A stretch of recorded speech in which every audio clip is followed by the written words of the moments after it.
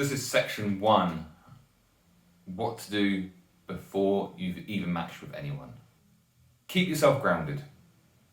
There are times when you're on dating apps and you see someone's profile and you think, goodness me, that's the one, that's them. Gorgeous, intelligent, into the same things as me, and you kind of super like them, or you swipe on them, or whatever it is that you do, or you send off your message, and it can get really, really exciting to go, oh my god, I can imagine myself doing this with them, or I can imagine doing that with them, or that's the sort of person I can settle down with. Keep yourself grounded. Keep yourself nice and level. All you've done at the moment is seen someone, liked what they look like probably, seen some similar interests perhaps, and said, that's someone I would like to have a bit of a conversation with. There's a long way to go between you swiping and even having that potential first date. So keep yourself grounded.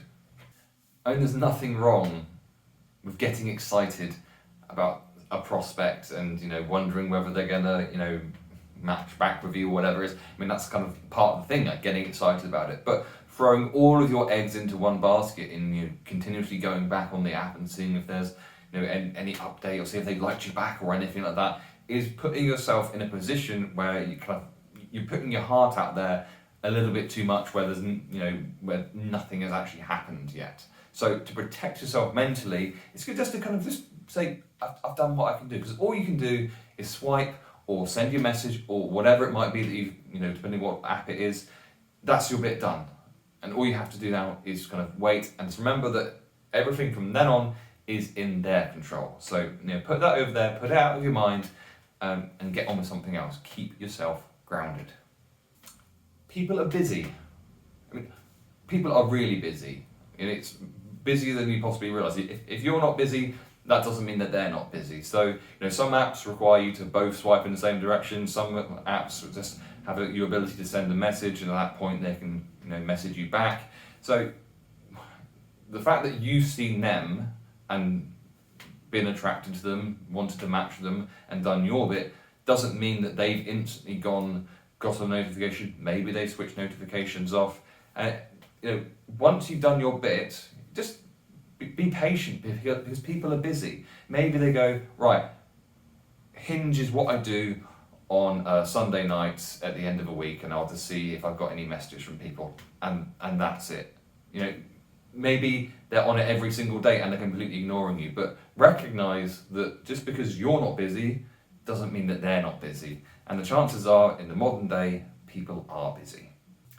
Read their dating profile.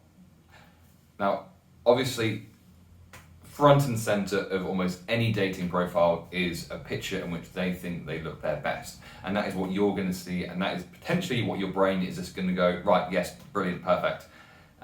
And then swipe. But for goodness sake, if there's words, read their profile, because there's nothing worse than you kind of getting excited about someone, kind of swiping, and they swipe back, and you go, oh my god, they've matched me, and you kind of get your hopes up and all that, and you go, oh, you've got 3 kids, and I've already got 2 kids, and I don't really want to have a household of like 7 people in it. Actually, I think that's actually really disappointing, because I matched with you and I really and you can end up feeling pretty down about the whole thing. Whereas if you just take it like 10 seconds to read through the profile, you go, yeah, actually, despite the fact you're really hot, I can't deal with having 3 more children in my life, or maybe I don't want children, maybe I don't want to be a step parent, or whatever it is. But there's multiple different things which may come up in their profile, which they've written, which if they put it out there, it's your job to read it. So read it so that you don't put yourself in a position where you end up being led to disappointment.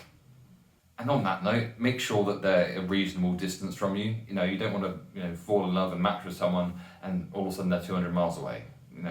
So make sure that they are a reasonable distance away to have a proper relationship with. Or if they are long distance, make sure that you have the time, the energy, and the emotional ability to tolerate a long distance relationship. Here's the big one. Do not project your insecurities upon them. Ask most people what their favourite part about them, what their favourite thing about them is, their favourite feature, and they'll kind of, I I guess my eyes aren't that bad. Yeah. Ask them what they don't like about themselves, and they'll reel off a list of 10 things in less than 10 seconds. We each have our insecurities about our bodies, how we look, our level of education, our height, and so many other things. It's really important to understand that these are our insecurities and our thoughts about ourselves, as opposed to them actually being an issue for people. So, if you like someone, then you swipe on them. Pretty simple. It's not a case of going, oh, they're that height and I'm this height, so I'm 2 inches shorter than them, and that's probably, they're never going to like me because I'm this. They're never going to like me because my nose is like. They're never going to like me because of my teeth. They're never going to like me because of blah blah blah. It's like, that's not your decision. If you like them, you like them. Take a shot. What's the absolute worst that can happen? The worst that can happen is that they don't match you back.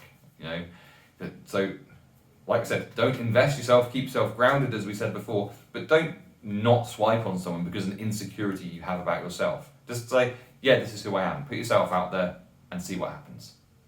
And yes, you could be right. That person might go, not going to be with someone shorter than me. That would be a disaster. You could be absolutely right and they don't match with you, but you're absolutely guaranteed to not match with them if you don't swipe at all. This is a slightly different one. Restrict your dating app time. Now, Steve Jobs, former creator of Apple, famously wore the same thing every single day. He wore his jeans, he wore his turtleneck, he wore the same shoes, and he had multiples of them because he realized that every single decision you make takes up energy. It literally burns calories. So you kind of have a certain amount of mental capacity for making decisions with any given day. So if you're spending hours and hours on dating apps, it is absolutely exhausting because you're constantly asking your brain to make decisions, decision after decision after decision. It is genuinely exhausting. So restricting your dating app time is just very good in general for your mental health. Spending hours and hours on there every single day is a surefire way to feel drained and probably a little bit disheartened.